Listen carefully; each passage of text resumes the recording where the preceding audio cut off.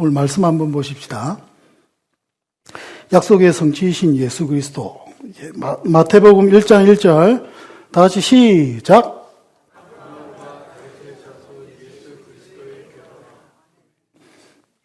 심플하죠. 여러분 예고했다시피 오늘부터는 예수 얘기를 하려고 합니다. 예수 야구. 예수 야구.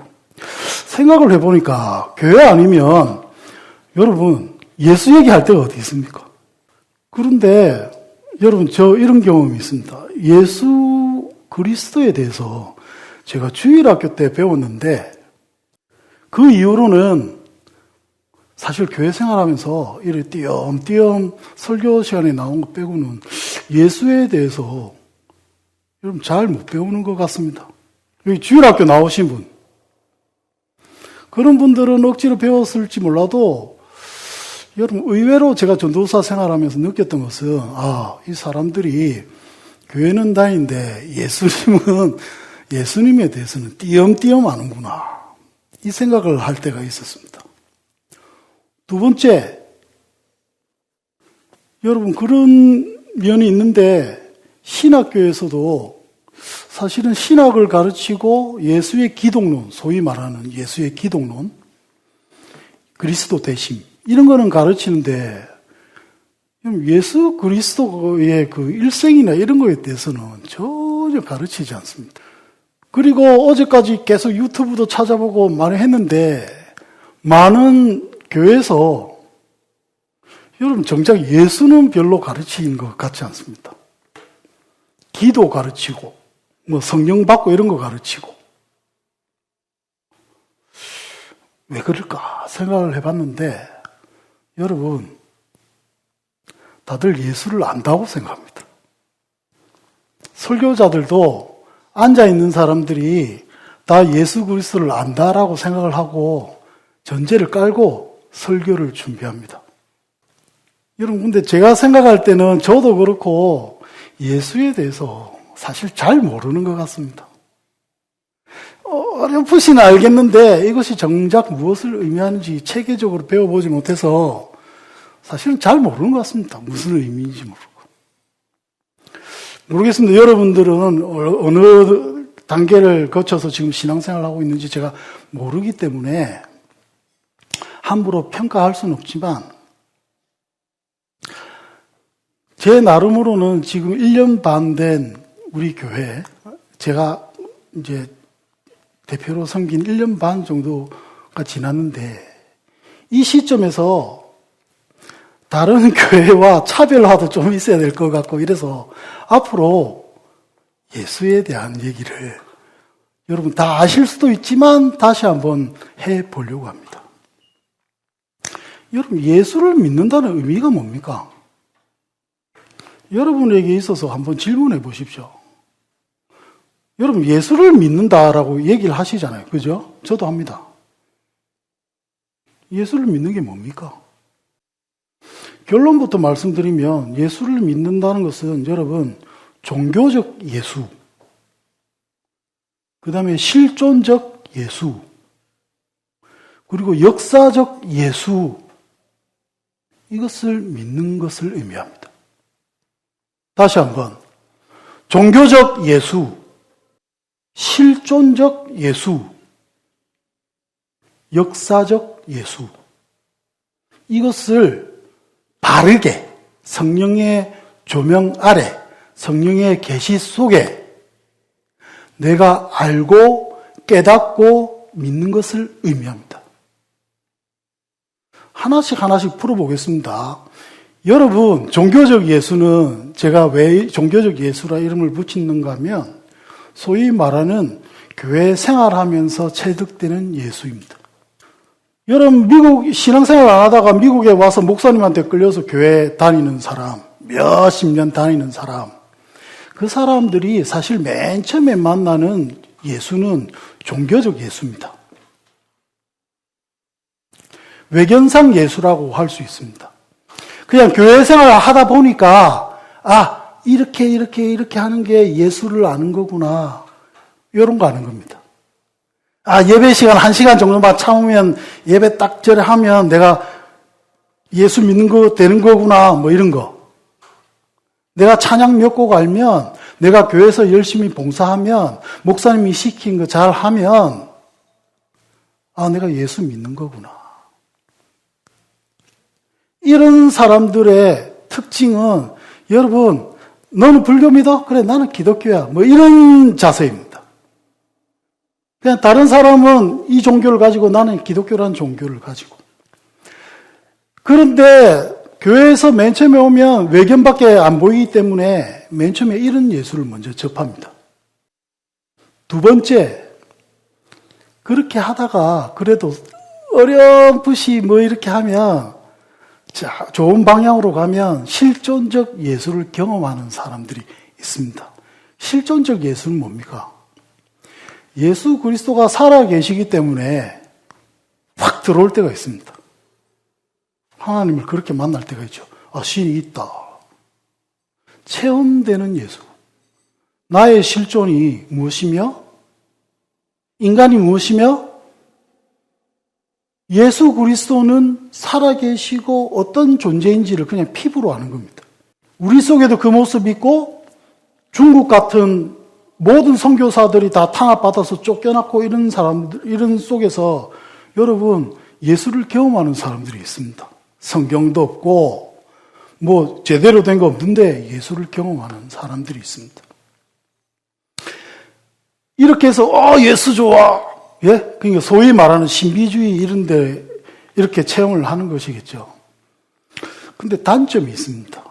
이 사람들은 성경을 모르니까 자기가 생각하는 가치관, 종교관 내에서 여러분 예수를 해석합니다. 그래서 본의 아니게 여러분 막 예수가 이상한 사람 돼 있고 슈퍼맨 돼 있고 막 그렇습니다. 그러면서 자기는 예수 만났기 때문에 너무 확실하기 때문에 나는 예수 믿어 이렇게 생각합니다. 그 사람은 여러분 이 역사적 예수, 성경이 말하는 예수가 결여되어 있기 때문에 어쩔 수 없죠. 세 번째, 역사적 예수. 성경에 적혀 있는 스크립트. 예? 고고하게 말하는 예수. 우리가 역사상에 나타나는 예수. 여러분, 예수를 믿어! 이렇게 하면서도 사실은 텍스트에 나타나 있는 예수를 믿어서 나의 메시아, 구원자 되심이 아니고, 좋은 랍비였어. 좋은 선생이었어. 그냥 인류 역사상 좋은 선한 영향력을 끼친 그런 사람이었어. 여러분, 이렇게 믿으면서 예수 믿어 하는 사람이 있습니다.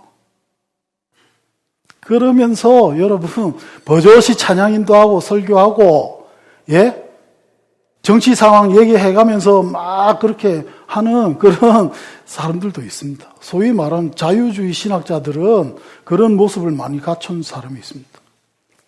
그 사람은 역사적 예수는 잘 알지만, 정통하지만, 신학적으로 많이 알지만, 교리적으로도 빠삭하겠지만, 뭐가 없습니까? 실존적 예수가 없습니다. 예수님을 체험한 적이 없습니다. 그저 학문일 뿐이고, 그냥 자기가 연구한 데에서 그냥 지적인 어떤 감동, 지적 동의 정도로 나의 믿음이라고 생각을 하고, 그것이 예수 믿으라는 입으로 고백을 되는 겁니다. 이 시점에서 다시 한번 질문. 여러분들이 말하는 나는 예수를 믿어. 그것이 무엇입니까? 아까 말한 결론을 다시 한번 말씀드리면 여러분 종교적 예수. 외견상으로도 예수 믿는 게 드러나셔야 되겠죠. 그죠? 그다음에 실존적 예수. 여러분 예수 그리스도는 단지 이론이나 철학이나 어떤 지식적 깨달음이 아니기에 제가 늘 말하죠. 예수님은 살아계시고 부활하셨으니까 살아계시잖아요. 그럼 여러분 만날 수 있다는 소리입니다. 그게. 만남에 대한 체험을 그래서 사실은 목사님들이 다 강조를 합니다. 근데 말을 못해. 상처받을까 봐. 그래서 설교 시간을 통해서 지금 계속 얘기해 보는 겁니다. 지금 저 목사 저 얘기 또 하네. 이건 중요하기 때문에 또 할 수밖에 없습니다. 교회에서 이 얘기 안 하면 어떻게 합니까? 교회에서 이런 얘기 해야죠. 이거 확인해야죠. 여러분, 생명이 달려있는 거라서 그렇습니다. 심판이 있겠다 하는 성경 말씀이 있기 때문에 어쩔 수가 없습니다. 여러분, 심판이 있습니다. 나중에 다시 얘기하겠지만. 여러분, 근데 역사적인 예수, 여기에 대한 지식이 없으면 여러분 그냥 정신승리 되는 겁니다. 정신승리. 여러분, 그래서 교회에서 역사적인 예수, 예수의 그 삶, 어떤 행적, 왜 그를, 왜? 사람들이 그리스도라 부르고 그를 왜 그 메시아로 인정을 했는가, 여기에 대해서 여러분 계속 의문을 던지셔야 됩니다. 그냥 목사님 저라니까 목사님만 믿고, 목사님이 잘하시니까 목사님만 믿고 내 무조건 갑니다. 고옵니다. 그런 거 없습니다, 여러분. 여러분, 결국 우리는 야곱처럼 씨름할 사람도 정작 자기 본인이고 하나님 앞에 설 사람도 자기 본인입니다. 여기 와서 여러분 히덕거리고 밥 먹고 이런 거 다 좋지만 결국 여기 와서 여러분들 마음속에 다시 한번 확인해야 될 것은 여러분 심판이란 게 있고 예수를 믿어야 구원받는다는 그 진리 하나입니다. 그거 확인 안 하려면 여러분 예배를 왜 합니까? 여기 뭐 좀 감동받아서 생활 뭐 어떻게 조금 뭐 몇 평 더 넓은 집에 가려고 여러분 신앙생활 하는 거 아니잖아요. 그죠? 끊임없이 여러분 확인을 해야 됩니다. 그래서 여러분 진짜 예수를 얘기를 하고 싶습니다. 그래서 지루하고 어쩌면 다 안다고 싶어서 이거 하지 말까 이런 생각도 들지만 여러분 아주 유치원적인 예수 얘기를 할 때 여러분 마음속에 예수가 이런 분이었구나. 내가 예수를 닮아야 되겠구나. 여러분 삶은 모방에서 시작하잖아요. 내가 예수를 모방해야 되겠구나. 여러분 그런 마음들이 설교 때마다 들었으면 좋겠습니다. 그리고 우리 교회의 장점이 예배가 살아있고 그 다음에 예수 얘기하는 교회였으면 좋겠습니다. 여러분 예수에 대해서 잘 모르고 예수에 대해서 은근슬쩍 하면서 뭐 하나님 나라를 누리고 뭐 교회를 뭐 하고 여러분 의미 없는 일입니다. 여러분 예수에게 미쳤으면 좋겠습니다. 여러분들이. 여러분 제가 은연중에 작년에 산 책을 보니까 예수에 관련된 책밖에 안 샀습니다. 여러분 제가 받은 은혜를 좀 느끼시고 여러분들도 예수란 이름이 주는 그 은혜에 감격이 있었으면 좋겠습니다. 여러분 그게 있어야 예배도 살아나고 뭐 다 되는 거지. 그거 없으면 말짱항이겠죠.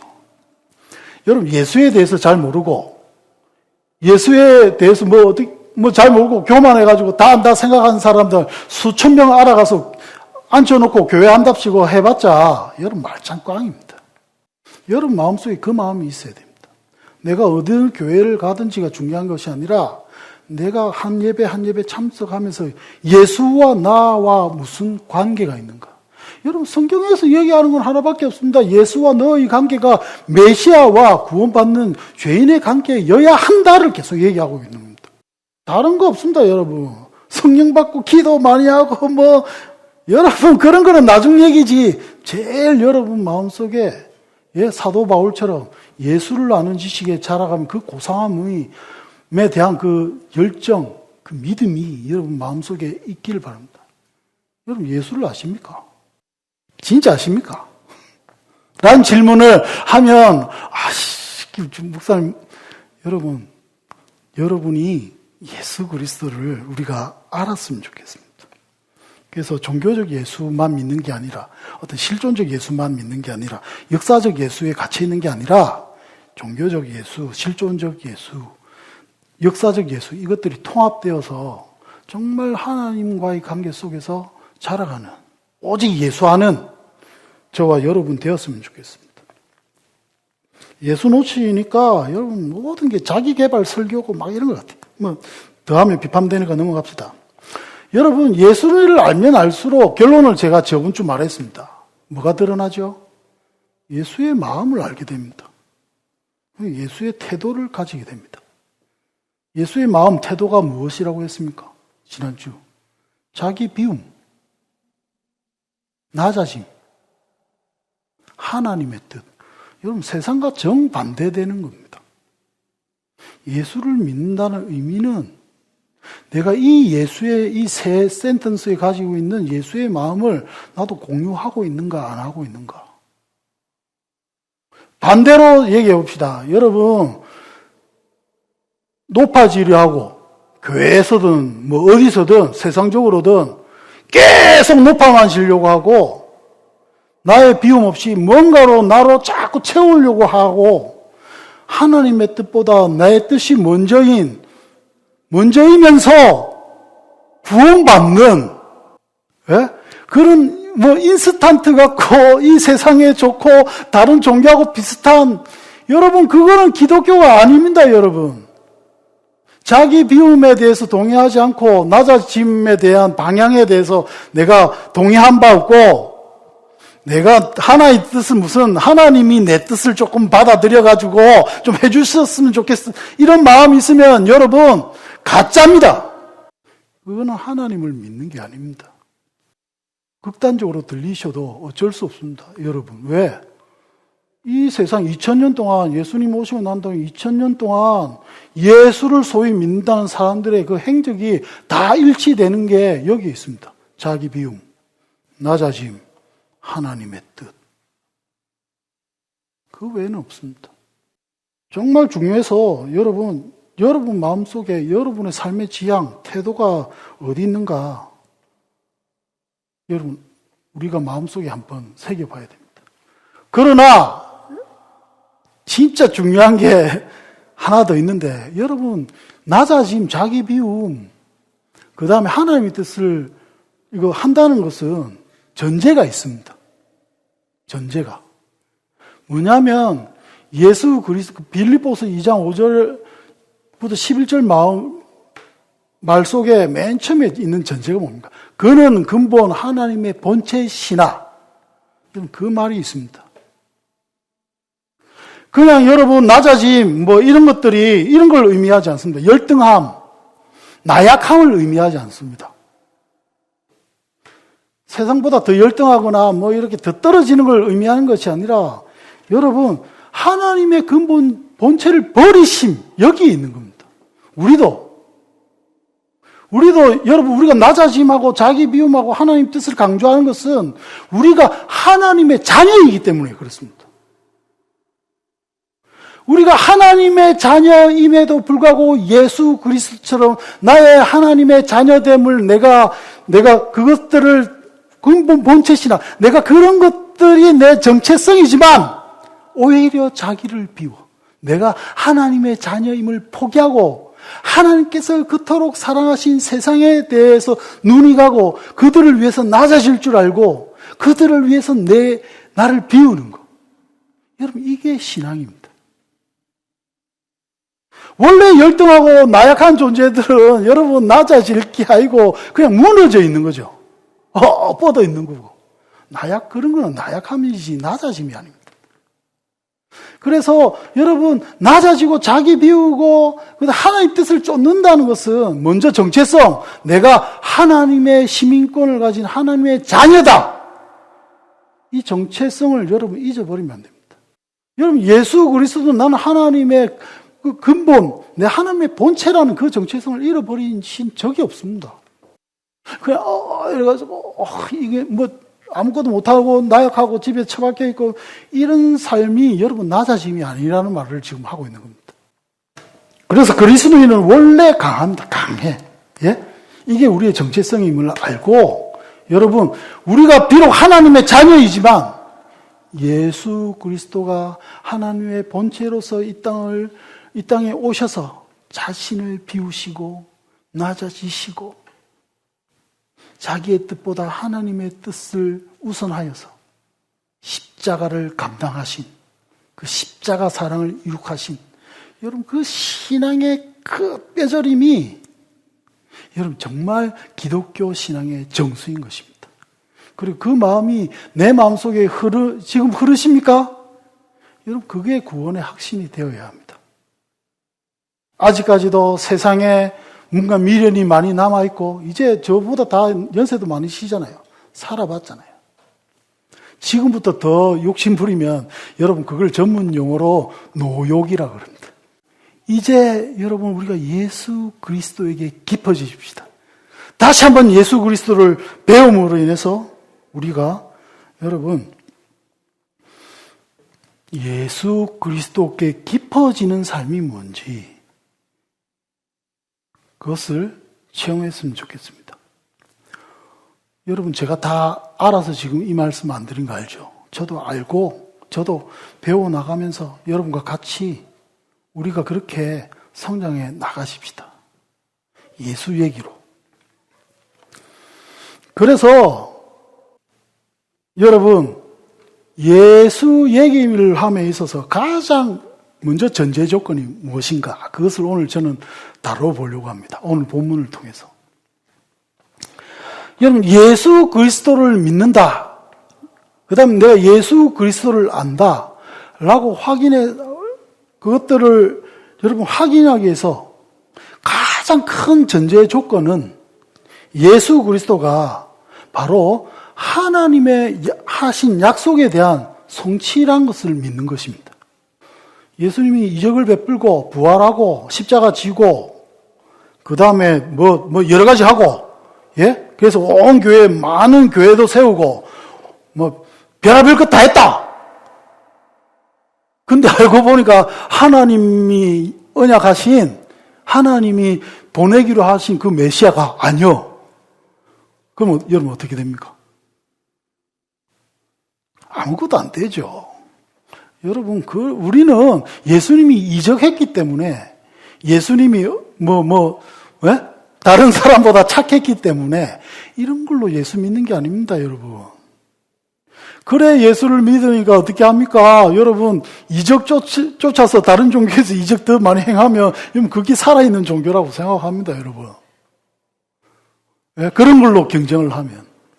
철학도 그렇잖아요. 철학적으로 성경이 더 뛰어나. 그래서 막 성경을 철학적으로 해가 하나님이 주신 말씀이니까 더 탁월해. 여기서 기독교 철학이 탁월해. 그런 거 쓸데없습니다, 여러분.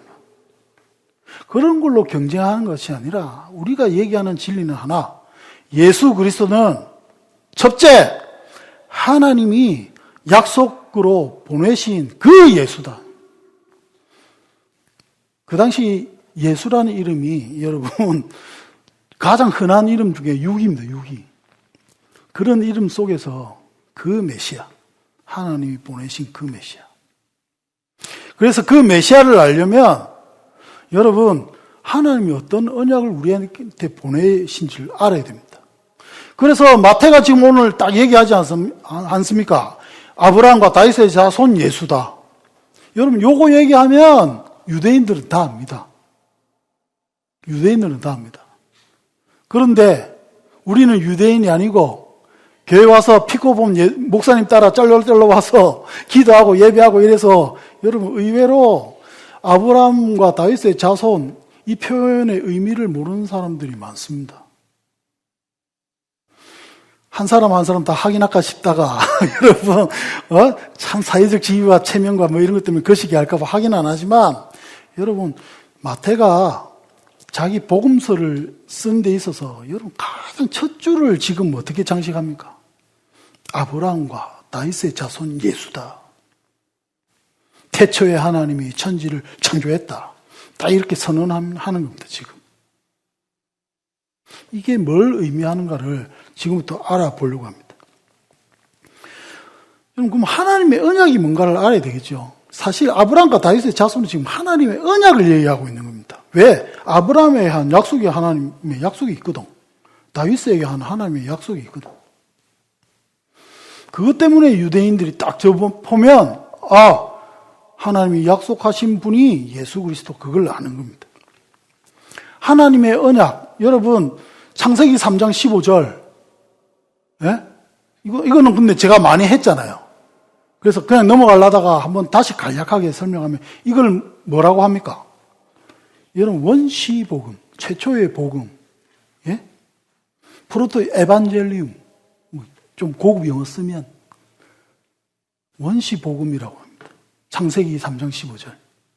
그러니까 결론부터 말하면 여러분 창세기 3장 15절에 말한 그 예수님 하나님께서 말씀하신 그 하나님의 교회 이것의 성취가 예수 그리스도란 말입니다. 네 후손도, 여기서 사단이겠죠. 네 후손은. 내가 너로 여자와 원수되게 하려면, 사단과 여자가 원수가 될 건데 네 후손하고 여자의 후손은 원수가 됐는데, 그럼 여자의 후손이란 말이 나오죠. 여자의 후손이 뭡니까? 여자는 뭡니까? 여자는 마리아입니까? 하와입니까? 여기서 말하는 여자의 후손은 예수 그리스도를 보내기 위해서 하나님이 통로로 사용했던 그 하나님이 지명하신 의인들을 얘기합니다. 그래서 이 하나님이 보내신 의인하고 너희하고 원수가 될 건데, 그 여자의 두 번째 여자의 후손은 예수를 얘기하겠죠. 맨 마지막에 종국으로 하나님께서 그 보내신 그 사람이 네 머리를, 네가 잡고 있는 그 왕권을 내려놓게 할 것이다. 네가 지금은 세상의 왕이 돼 있지만, 앞으로는 그래야 할 거지만, 내가 보낸 여자의 후손이 너의 머리를 상하게 할 것이고, 너는 많이 해봤자 그의 발꿈치를 상하게 할 것이다. 발꿈치가 뭡니까? 여기는 십자가 사건을 얘기하는 것이죠. 여자의 후손의 표현은 여러분 다른 표현도 하나 갖다 붙일 수 있습니다. 왜 남자의 후손이 아닙니까? 왜 남자의 후손이 아닙니까? 여러분 남자의 후손이면 큰일 납니다. 인간의 씨로 왔다고 하면 여러분 바로 거기에서 뭐가 되는 거죠? 피조물이 되죠. 피조물이 된다는 말은 뭡니까? 여러분 죄를 가지고 태어날 수밖에 없습니다. 그래서 죄가 있는 사람들이 어떻게 여러분 죄를 담당할 수 있습니까? 없죠. 그래서 여기서 여러분 사도신경에도 표현하고 사도들이 그렇게 얘기하는, 나중에 마태도 얘기하는 것처럼 성령으로 잉태하사, 이 표현이 중요한 겁니다. 그 표현 때문에 예수를 여러분 인간이라고 생각할 수 없고 하나님이라고 우리가 할 수가 있는 겁니다. 그 예수님의 그 성령이 근데 도구로 사용하신 그 여자의 후손, 여자를 통해서 여러분 세상의 궁극적인 왕인 사단을 그 왕권에서 내리게 하는 메시아가 이 땅에 출현할 것이라는 걸 얘기하는 것이죠. 하나님의 언약은 이 최초의 복음, 그 다음에 아브라함과 복음이 있고, 그리고 아브라함과 다윗 사이에 또 유다의 언약이 있습니다. 이 부분에 대해서는 다음 주 열심히 다루겠습니다. 여러분, 하나님이 보내신 언약을 알아야 성경이 풀립니다. 왜 족보가 등장하고 왜 유다가 다말 사건이 창세기에 기록되어 있고 왜 여러분 이스라엘 백성들을 하나님이 고센 땅에 보내셔가지고 큰 민족을 이루게 하는지 그게 해석이 됩니다. 하나님에 대한 언약이 모르면 그런갑다 하고 넘어가게 되는 거죠. 여러분 그런 성경을 읽으면 아무것도 우리가 하나님의 계획을 알 수가 없습니다. 그래서 성경을 푸는 키의 역할을 하는 하나님의 언약에 대해서 여러분 다음 주 제가 다루어 보려고 합니다. 적용. 그래서 여러분 저는 이 하나님의 언약, 창세전부터 계획하신 이 하나님의 언약을 할 때 여러분 저는 하나님의 열심, 하나님이 우리를 구원하시기 위해서 어떤 계획을 세우시고 어떻게 치밀하게 그 계획을 이루어 놓으신, 여러분 우리를 사랑해서 좀 이게 여러분 이번 주 말씀을 연구하면서도 이게 가슴 속에 너무 짜릿하게 옵니다. 여러분 하나님이 창세전부터 우리를 사랑하셔서 지금 우리를 구원하시려고 합니다. 하나님은 여러분 아담이 죄를 비록 지었지만 아담을 버리신 적이 없습니다. 동일하게 여러분 하나님은 우리를 버리신 적이 없습니다. 그리고 하나 더, 하나님은 반드시 성취해냈습니다. 그 결과가 우리이겠죠. 여러분 말씀을 타면서 고등학교 때 내가 싫어했던 목사님 저번에도 얘기한 것 같은데 그 목사님이 또 떠올랐어. 그 목사님이 너무 중요한 말씀을 저한테 해주셔서 신앙의 뿌리가 된 것 같아요. 여러분 이런 표현입니다. 하나님은 이 지구상에 나 혼자만 있었어도 언약을 세우시고 예수 그리스도를 이 땅에 보내셔서 십자가를 지게 하시고 부활케 하셨을 겁니다. 왜? 우리를 사랑하시기 때문에. 하나님의 언약을 여러분 우리가 공부할 때 하나님께서 그 얼마나 많은 사랑으로 이것들을 여러분 이끌어 나가시면서 우리에게 증명하셨는지 그 은혜가 성령의 조명 하에서 우리 오시마가교회 성도들 마음속에 정말 흐르길 바랍니다.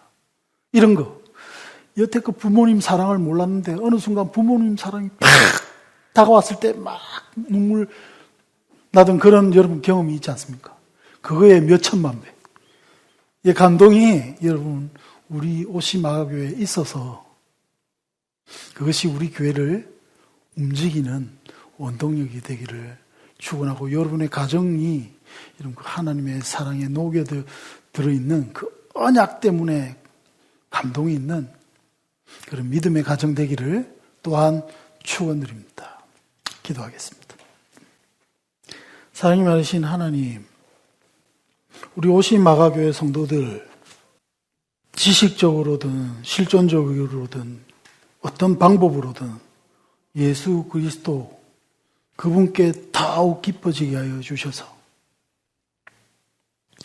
예수 그리스도의 마음이 우리의 마음 되게 하여 주시고 우리 공동체의 마음 되게 하여 주시고 나의 마음 되게 하여 주셔서 예수를 알면 알수록 예수의 마음이 우리 속에 녹아들며 우리 속에서 움직이며 이 세상에 그 예수의 마음이 전해질 수 있도록 우리 오시마가교회 오직 예수 할 때 우리를 주의 사명에 귀히 쓰시고 우리를 통하여 이 세상에 하나님의 그 위대하신 사랑이 선포되어지기를 간절히 원합니다. 남은 인생 노욕에 빠져있는 성도들이 아니라 그저 예수 그리스도께 기뻐지며 그저 예수 그리스도를 본받아 살아가기를 소망하는 우리 오시마가교회 성도들 되게 하옵소서. 감사드렸고 예수 그리스도 이름으로 기도하옵나이다. 아멘. 우리 마지막 찬양 하십시다. 나의 소망은 나의 소망은 주 경외함 내 맘을 다해 주 경배해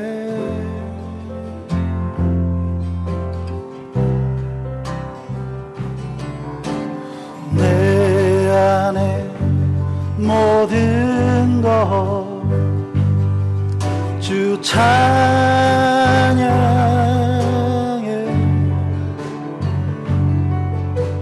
주님만 사모해 영원히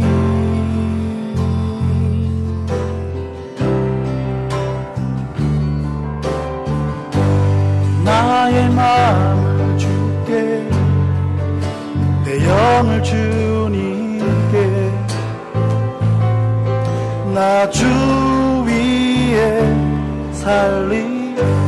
살아있는 동안 어느 순간에도 나 주만 따르리. 우리 다시 한번 나의 소망은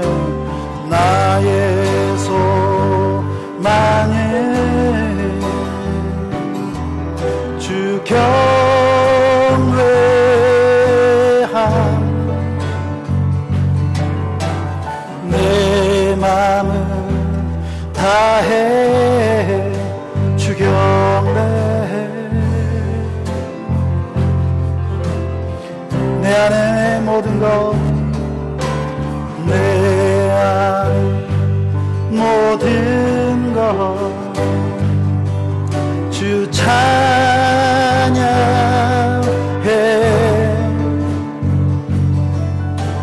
주님만 사모해 영원히 나의 맘을 주께 나의 맘을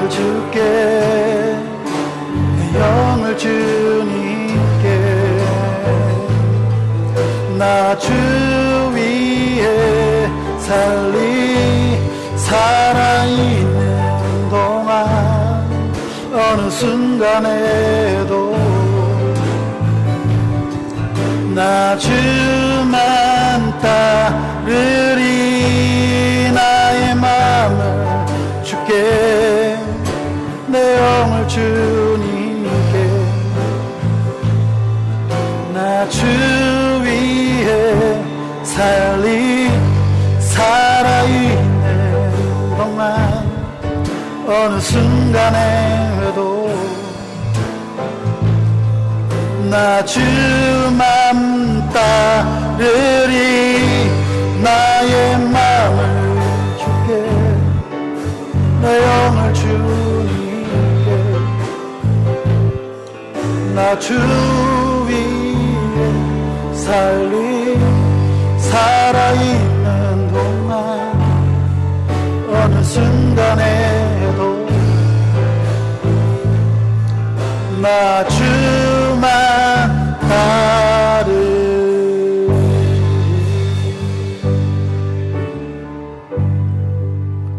여러분, 한 가지 장담할 수 있습니다. 여러분 마음이 예수 그리스도를 알고 싶고 더 알고 싶으면 여러분 살아있는 동안 어느 순간에도 나 주만 따르리. 이 구절이 정말 하나님 앞에 온전한 찬양이 될 것입니다. 이것은 제가 장담할 수 있습니다. 많은 선조들이 그래 해왔고, 여러분, 저와 여러분이 동일하게 오직 예수, 그 길을 가십시다.